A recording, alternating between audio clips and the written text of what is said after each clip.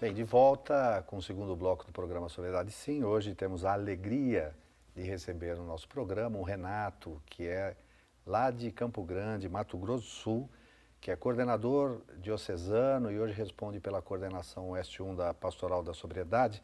E ele falava um pouquinho da sua história de vida e falava de um momento em que ele se encontrava numa rodoviária velha, só de chinelo de dedo. Chinelo. E aí? Foi daí que eu comecei a refletir sobre a minha vida, né? E voltando para casa um dia, nesse mesmo dia que eu me encontrava assim, eu cometi um crime de roubar uma pessoa, né? Inclusive nesse dia houve uma agressão com essa pessoa e foi o dia que logo após eu fui preso por este ato que eu cometi. E eu fui parar dentro de uma delegacia, né, onde eu cheguei lá, deparei com a minha mãe. O rapaz que me prendeu era meu amigo de infância, que ele ainda falou: Renato, eu vou te prender para te tirar da rua, porque a gente sabe o que você está fazendo. A gente já está conhecendo sua fama, e não é esse o Renato que eu conhecia quando era pequeno, né, quando a gente brincava.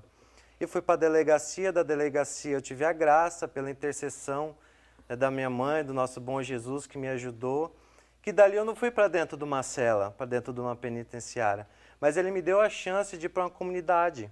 Só que minha mãe, mais sábia do que eu, ela me levou para um lugar onde me internaria, eu faria uma desintoxicação, e a partir dali eu iria justamente para uma comunidade terapêutica, porque meu estado estava muito avançado, eu não estava mais conseguindo me controlar com as drogas, estava a ponto de matar alguém. E saí dali e fui para o nosso lar. Lá na nossa cidade, o nosso lar é um sanatório, né, onde internam as pessoas.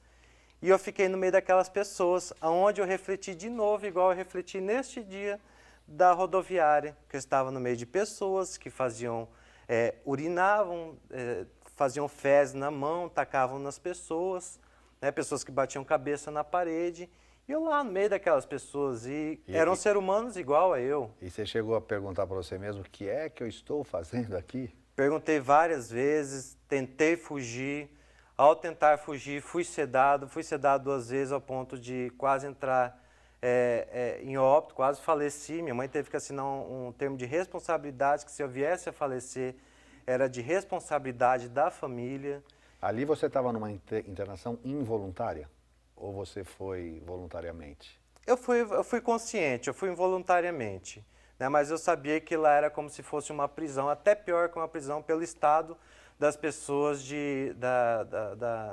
da mentalidade. Que tinha outros problemas, outros de problemas saúde mais mental. agravantes, doenças mentais. E eu saí dali, e no mesmo dia que eu saí, eu fiz uso de drogas, no mesmo dia, agredi, quebrei televisão lá em casa, e eu fiquei totalmente transtornado, onde minha mãe chamou as intercessoras lá da nossa paróquia, né, para orarem, e ela ligou para o médico falou: olha, você tem 2 opções, ou você vai dar diazepam em dose triplicada para o seu filho, e ele vai automaticamente em 5 minutinhos apagar, ou você chama o bombeiro, só que eu acho mais fácil você chamar o bombeiro, que ele não vai querer tomar o remédio. Minha mãe, com muita fé, com as mulheres, oraram com remédio. Minha mãe chegou lá, me deu o remédio, eu estava fumando baseado desse tamanho na frente de casa. E tomei o remédio e fui dormir. No outro dia, minha mãe falou: Renato, a gente não está mais te aguentando, né? Você já teve suas recaídas, a gente não sabe mais o que fazer com você. E a gente não tem mais... Eu sou a única pessoa que tem esperança em você, né? Você não quer ir para o congresso da Pastoral da Sobriedade? Ela já conhecia a pastoral. Ela participava ou só conhecia? Não, participava. Ela era coordenadora do grupo era de autoajuda. gente? Ela era Que gente legal. já. Né? Inclusive, ela participou junto com o Dom Irineu, quando o Dom Irineu foi a primeira vez a Campo Grande. Quer dizer, Ela fez aquela capacitação. Na busca de ajuda, ela conheceu e começou a participar da Pastoral da Sobriedade. Isso, conheceu, né, através de um outro convite de uma outra pessoa. Ela tinha buscado de várias formas, mas na pastoral ela conheceu algo diferente, né? Uma ajuda espiritualizada. Então, ela conheceu, né, e ela me convidou. E eu já conhecia, assim, porque vi ela falando, né? Eu falei, não, mas eu vou, mas na minha cabeça até então... E é só para não dizer não, né? Mas, Renato, aí você aceitou o convite de ir para um congresso da Pastoral da Sobriedade. Eu aceitei porque eu vi que a minha família já estava determinada, né, em tomar uma atitude quanto a mim, né? Então, desses 14 anos, como eu falei, foram muitas coisas que aconteceram, envolvido com tráfico, roubos, eu sair fora de casa, eu voltar para casa, então, assim, né, tem uma longa história.